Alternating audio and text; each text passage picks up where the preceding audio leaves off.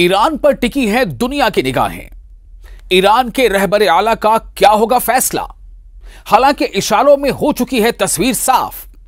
न झुकेंगे न रुकेंगे, पहले ही कर दिया है ऐलान। दोस्तों, ईरान के कदम पर टिकी होंगी कई मुल्कों की अपनी अपनी हिकमत अमली।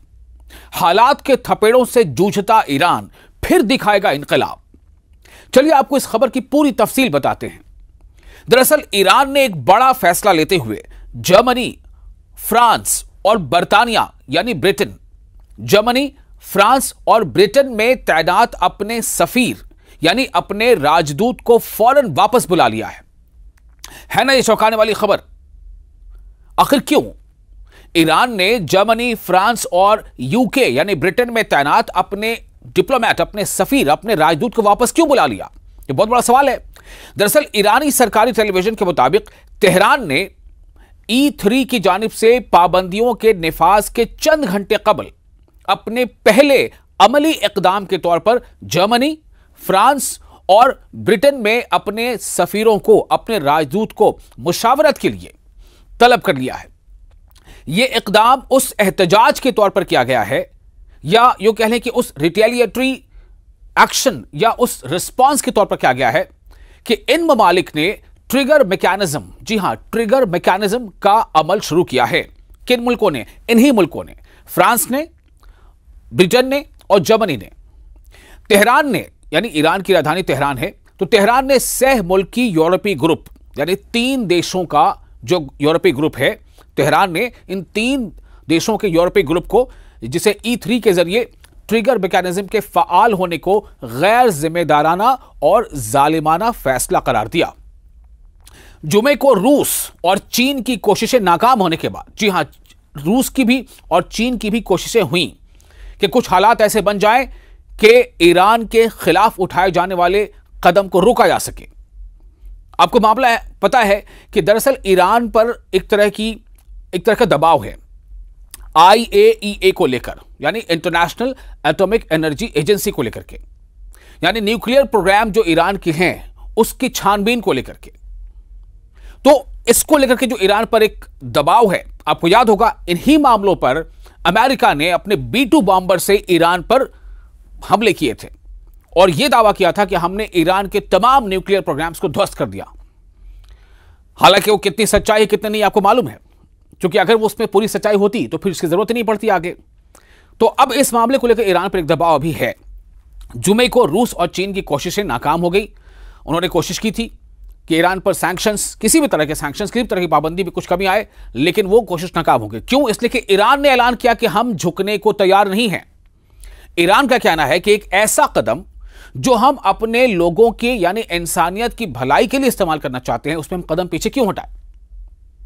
तो रूस और चीन ने कोशिश की, लेकिन उसमें नाकामी के बाद ईरान पर पाबंदियां दोबारा आयद करने का रास्ता उस वक्त हमवार हो गया जब सलामती काउंसिल यानी यूनाइटेड नेशंस के 15 रुकनी इजलास में सिर्फ 4 ममालिक ने करारदाद के हक में वोट दिया। कोशिश की गई थी किसकी तरफ से? चीन और रूस की तरफ से। यह इकदाम यानी ये स्टेप तेहरान की जानिब से इंटरनेशनल एटॉमिक एनर्जी एजेंसी, जिसे हम कहते हैं बैनुल अक़वामी जौहरी तवानाई एजेंसी, के साथ ताउन मुअत्तल करने की धमकी के बाद आया है। यानी ईरान के खिलाफ जो भी कुछ अभी E3 नेशन ने, जिसमें फ्रांस और बर्तानिया और जर्मनी का नाम शामिल है, उन्होंने कुछ पाबंदियों के लिए रास्ते अगर हमवार कर दिए हैं, यानी पाबंदियां लगाने की तरफ कदम बढ़ा रहे हैं। तो क्यों? इसलिए कि ईरान का कहना है कि हम IAEA के साथ पूरी तरह से कोऑर्डिनेशन नहीं कर सकते, क्योंकि माजी में यानी कि पास्ट में जो कुछ हुआ, तो ईरान का उस पर क्या कहना था कि दरअसल IAEA ने कहीं ना कहीं हमें धोखा दिया और हमने जो कुछ उन्हें खुले तौर पर सब कुछ दिखाया कि हम क्या कर रहे हैं, क्या नहीं कर रहे हैं, उसका कहीं ना कहीं मिस इंफॉर्मेशन, उसकी लीकेज इसराइल तक पहुंचाई गई या दूसरे मामले तक पहुंचाई गई और बाद में उसका ईरान को नुकसान उठाना पड़ा। तो ईरान का कहना है कि हम अब इस तरह से कोई कॉपरेशन नहीं करेंगे, हमारे कुछ लिमिटेशंस हैं। तो जिस तरह से तमाम ममालिक चाह रहे हैं, यानी IAEA के हवाले से, जो फ्रांस है या ब्रिटेन है या जर्मनी है या अमेरिका है, ये ममालिक जैसा चाह, ये मुल्क जैसा चाह रहे हैं, उस तरह से ईरान पूरी तौर पर समझौता करने या पूरी तौर पर सरेंडर करने को तैयार नहीं है। यानी कि ईरान ने अपना दम दिखाया है। तो अब क्या हुआ कि धमकी के बाद आया है, यानी कि ये जो मैंने आपको पहले बताया कि ये इकदाम तेहरान की जानिब से बैनुल-अक़वामी यानी इंटरनेशनल एटॉमिक एनर्जी एजेंसी के साथ ताउन मुअत्तल करने की धमकी के बाद आया है, जिसके साथ ईरान ने रवां महीने 9 सितंबर को IAEA के साथ 9 सितंबर को मिस्र के दारुल हुकूमत काहिरा में एक नया ताउन मुआहिदा भी किया था। यानी ईरान का कहना है कि हमारी कुछ शर्तें हैं, आप हमारी आजादी को कर्टेल नहीं कर सकते। अगर दुनिया के कई ऐसे देश हैं जिनके पास न्यूक्लियर पावर है, तो अगर कोई और मुल्क चाहता है न्यूक्लियर पावर को अटेन करना, तो आप उसे कैसे रोक सकते हैं? क्या ऐसा वक्त आ गया है? क्या वो तमाम मुल्क जिनके पास पहले से न्यूक्लियर पावर है, क्या वो अपने उस न्यूक्लियर असलहे को तल्फ करने के लिए तैयार है? क्या वो तमाम देश जो न्यूक्लियर पावर से जो रखते हैं, क्या वो उसे नाकारा करने, उसे डिफ्यूज करने को तैयार है? अगर नहीं, तो फिर ईरान का ये कहना है, हालांकि ईरान के बार बार जो ईरान के रहबर आला है आयतुल्लाह अली खामनेई, वो बार बार ये कहते रहे हैं कि हमारा मकसद ये न्यूक्लियर का जो है ये पुरअमन विकास के लिए है, डेवलपमेंट के लिए है, एनर्जी के लिए है, बिजली के शोबे के लिए है।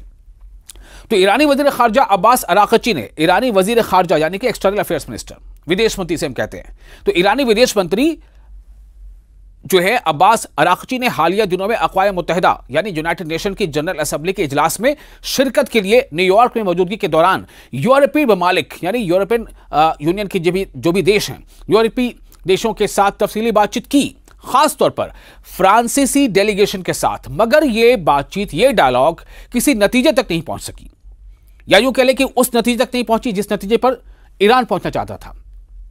तो जो यूरोपीय डिप्लोमैट्स हैं, उन्होंने ईरान के जानिब पेश की गई तजावीज़ को गैर संजीदा पेशकश करार दिया। यानी कि ईरान ने जो प्रपोजल दिया उनके सामने, ईरान ने जो प्रपोजल उनके सामने रखा इस मामले पर, न्यूक्लियर के मामले पर, उसको जो फ्रांस के या जो यूरोपीय जो डिप्लोमैट्स थे, उन्होंने इसे कहा कि यह बहुत सही नहीं है, यह गैर संजीदा है, और उस पेशकश को उन्होंने एक तरह से मंजूर करने से इनकार कर दिया। तो अपने तई ईरानी सदर मसूद पेजेश्कियान, ईरान के जो सदर हैं उनका नाम है महमूद मसूद पेजेश्कियान, तो अपने तई ईरानी सदर पेजेश्कियान ने हाल ही में अक़वाम मुत्तहिदा की जनरल असेंबली यानी यूनाइटेड नेशंस की जनरल असेंबली के सेशन में शिरकत के लिए न्यूयॉर्क में मौजूदगी के दौरान ये माना, ये एतराफ़ किया कि यूरोपीय देश के साथ जो डायलॉग हुआ, जैसा हो सकता था या जैसी अपेक्षा थी, जैसी उम्मीद थी, उस तरह से वो मुशावरत, वो बातचीत नहीं हो पाई। तभी से इशारा मिल गया था। और हालांकि ईरान ने बार बार ये कहा भी है कि हमें जो हमारा अधिकार है उससे आप वंचित अगर करेंगे, हमारे हक से अगर आप हमें महरूम करेंगे, तो हम हर उस फैसले के लिए तैयार नहीं होंगे जैसा आप चाहेंगे। फिर आपको जो करना है कर ले, हम भी तैयार हैं। यानी कि एक बातचीत होती है ना, बातचीत में कई बार डेलीगेशन जो होता है तो उसमें बातचीत होती है, कुछ प्रेशर टैक्टिक्स भी होती है। बहरहाल आगे बताता हूं आपको। तो फ्रांस के जो सदर हैं इमैनुअल मैक्रों, उन्होंने कई रोज तक मुज़ाकरात करने के बाद ऐलान किया कि ईरान, जर्मनी, फ्रांस और ब्रिटेन पर मुश्तमिल यूरोपीय ट्रोइका यानी कि जो 3 लोगों की है यूरोपीय ट्रोइका की जायज शराइत पर अमल करके पाबंदियों के दोबारा निफाज से बच सकता है। यानी ईरान अगर चाहे तो जर्मनी, फ्रांस और ब्रिटेन, ये तीनों जो प्रपोजल दे रहे हैं उस पर हामी भरकर, उसके लिए तैयार होकर के ईरान चाहे तो फिर दोबारा सैंक्शन न लगे, इसके लिए हालात बन सकते हैं। ऐसा फ्रांस के सदर इमैनुअल मैक्रों ने कहा था। जौहरी तवानाई, जिनमें बैनुल अक़वामी जौहरी तवानाई यानी कि फिर से वही IAEA international atomic energy agency, दरअसल इंटरनेशनल एटॉमिक एनर्जी एजेंसी एक ऐसा इदारा है जो किसी भी मुल्क में न्यूक्लियर को लेकर के क्या कहीं रिसर्च हो रहा है, कौन सा मुल्क ऐसा है जो न्यूक्लियर पावर की तरफ अपने कदम बढ़ा रहा है, कौन सा ऐसा मुल्क है जिसके पास न्यूक्लियर बम कहीं से आ गए हैं, मतलब ये तमाम चीज़ों को लेकर वो एक निगरानी एजेंसी है, वो निगरानी रखती है, नज़र रखती है।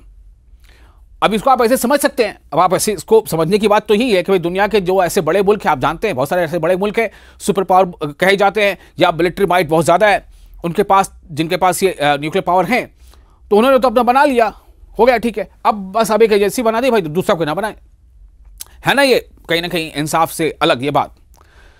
तो अब क्या हुआ कि जो फ्रांस का जो अपना एक प्रपोजल था उसके मुताबिक IAEA के मुआयनाकार यानी उसके जो भी इन्वेस्टिगेटर होंगे, उसके जो मुआयनाकार होंगे, उनको ईरान के तमाम जौहरी इदारों में दाखिले की इजाज़त देना। क्या क्या प्रपोजल था सुनिए। यानी यूरोपियन जो 3 देशों की जो एक ग्रुप है, फ्रांस, जर्मनी और ब्रिटेन, इन तीनों देशों ने मिलकर के जो प्रपोजल दिया था ईरान को कि आप अगर इसको मान लेते हैं तो फिर आप पर पाबंदी नहीं लगेगी। तो वो क्या क्या था मान लेने के लिए, क्या था प्रपोजल? उसमें यह था कि IAEA के जितने भी इन्वेस्टिगेटर होंगे, जो मुआयनाकार होंगे, जो उनके इंस्पेक्टर होंगे, उनको आप ईरान के तमाम जौहरी इदारों में दाखिले की इजाजत दे दीजिए। दूसरा, अफजूदा यूरेनियम यानी जो सैचुरेटेड यूरेनियम है, अफजूदा यूरेनियम के ज़खायर के हवाले से तशवीश का हल निकालना, यानी आपने कितना सैचुरेशन हो गया है, उसकी तादाद, उसका जो क्वांटिटी है या जो भी कह लें वो कितनी है, कहाँ कहाँ है, किन हाल में है, सब कुछ बता दीजिए आप। और अमेरिका के साथ बातचीत में हिस्सा लेना शामिल, यानी आपको जो IAEA के इन्वेस्टिगेटर होंगे उनको आप पूरी खुली इजाजत दीजिए कि वो जहां चाहें आपके किसी भी इदारे में जा सकते हैं। पहले तो आप ये मान लीजिए, ईरान से कहा गया। दूसरा, आप ये मान लीजिए कि जो भी आपका यूरेनियम सैचुरेशन हो चुका है वो कितना है, कहां है, किस शक्ल में है, सारी जानकारी दे दीजिए। तीसरी, कि इस मामले पर अमेरिका से आप फिर से बातचीत कीजिए अमेरिका से। ये तीनों पॉइंट अगर आप मान लेंगे, यानी कि फ्रांस, जर्मनी और ब्रिटेन का ये कहना था कि आप अगर ये तीनों बातें मान लेते हैं, यानी ईरान अगर ये तीनों बातों को मान लेता है तो ईरान पर कोई पाबंदी नहीं लगेगी। मगर ईरान ने अपने कौमी रहबर आला यानी सुप्रीम लीडर अली खामनाई की मौजूदगी में तस्दीक की, पुष्टि की कि वो दबाव के सामने नहीं झुकेगा, जो इस बात की तरफ इशारा है कि पाबंदियों के दौर में दाखिल होना अब करीब है। यानी कि अगर आप दबाव के सामने नहीं झुकते हैं तो फिर पाबंदियां चलने के लिए तैयार रहिए। तो ईरान का कहना है कि हम दबाव के सामने नहीं झुकेंगे, जो हक से खिलाफ बात है उसके लिए हम तैयार नहीं हैं। अगर हमें उसके लिए कुछ भुगतना पड़ेगा तो हम तैयार हैं। यानी कि हम क्यों झुक जाएं? जो हमारा हक है, जो किसी एक आजाद मुल्क का, आजाद देश का हक है तरक्की करने का, मिलिट्री पावर बनने का, न्यूक्लियर पावर बनने का, या फिर यह कि और भी चीज़ों में हमें तरक्की करने का हक है कि हम नासा तक, हम जो है खला तक पहुँचे, हम और डेवलप करें, हम हमारे साइंसदान बहुत आगे तक जाएं। तो इस हक से आप हमें कोई देश हमें कैसे रोक सकता है? और किसी भी देश को कोई कैसे रोक सकता है?